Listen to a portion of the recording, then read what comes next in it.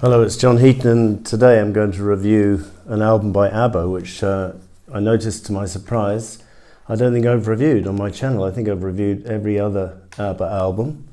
And this one maybe I haven't reviewed because I have a few reservations about it, but listening to it again in preparation for this, I think my reservations were a little bit harsh. Some of them stand to some extent, but I'll tell you about them when I go through the tracks. This album was a huge hit, #1 in the UK, only number 17 in the US, but they weren't too successful stateside with a couple of exceptions. Released in November 1980, preceded famously by The Winner Takes It All, which came out in July, and they hadn't had a new #1 single in the UK for about 2.5 years.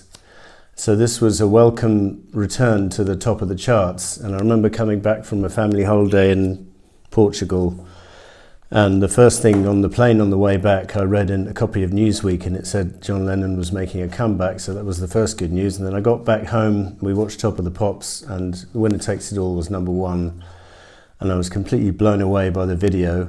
Amazing song. I'd gone through a sort of fallow period of not really liking Abba, or thinking they were sort of gone off the boil a bit, but this song returned my confidence in them.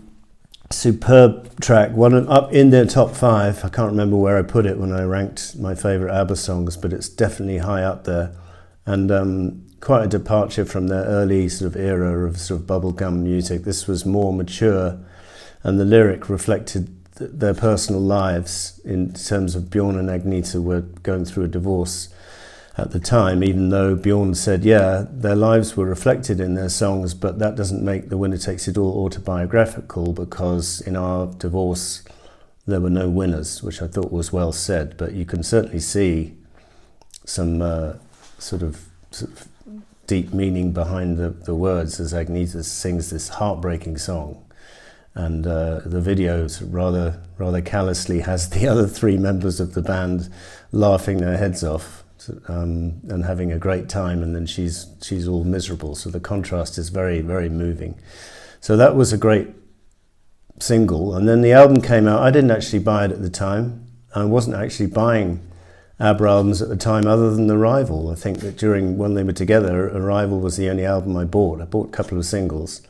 But having sort of rediscovered this album now, I would say I'm slightly put off by the title track. I know a lot of you Abba fans out there love it, and it's certainly a decent commercial song. I just find the lyrics a bit twee, but it certainly was a solid hit. I'm not denying that. The cover, I think, is a bit sort of schmaltzy.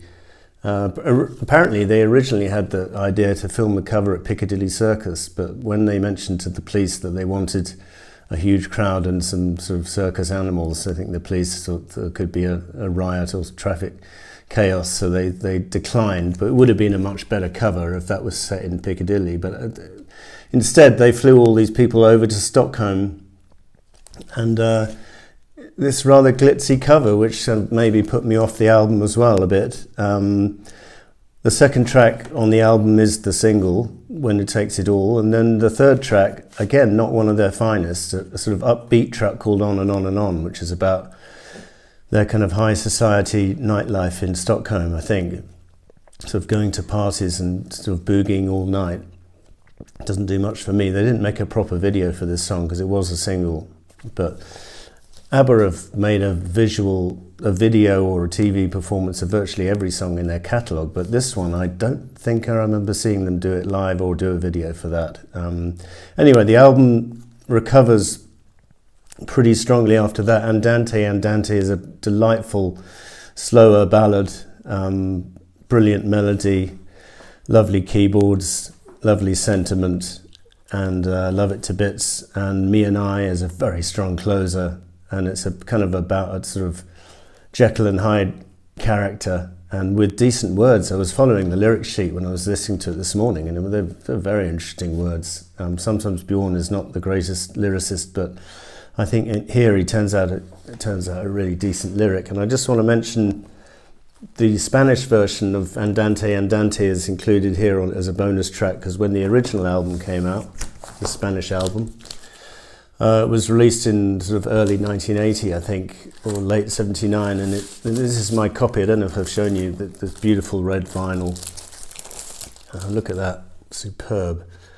And got the lyric sheet in Spanish, should you need to follow the words in Spanish. And this deluxe version of the CD has all those tracks, plus a couple of tracks from this album, including Andante Andante. And the next track, Happy New Year, which opened side 2. And I think it's a lovely track, Happy New Year. Yeah, you don't want to play it in July, but if it's played at the time of year, I think it's very evocative. I think it's a better Christmas song than many Yuletide offerings. And I know my brother-in-law, Woody, doesn't like this song because when he was living in Vietnam, they played it on repeat one New Year, and he got so heartily sick of it. I think he still hates it to this day. So each to their own. I don't mind listening to it on repeat. I think it's a great song, and the video is very atmospheric with Bjorn and Agneta sort of wound up the party. It's the end of the party, and everyone's gone, and they're on their own, and the sky looks grey. And it's got these lovely words about what will be waiting down the line in 10 years' time at the end of 89. And obviously in 89, things would be very different from 79. For a start, Abba would long since have split up. When obviously John Lennon was killed, and a lot of the 70s stars and 60s stars went through a bit of a bad patch in the 80s. So anyway, it's an interesting lyric, and I love the song. It's not everyone's favourite. And then one song I was really very pleasantly surprised by, because I knew it was a good song, but it's called Our Last Summer.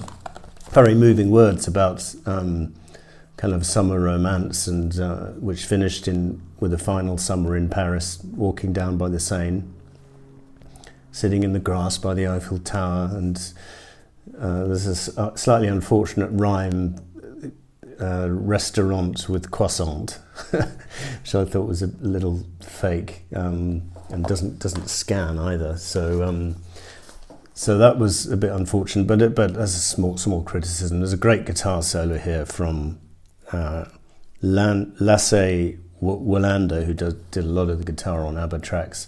So that's a great song. The Piper is an outstanding track.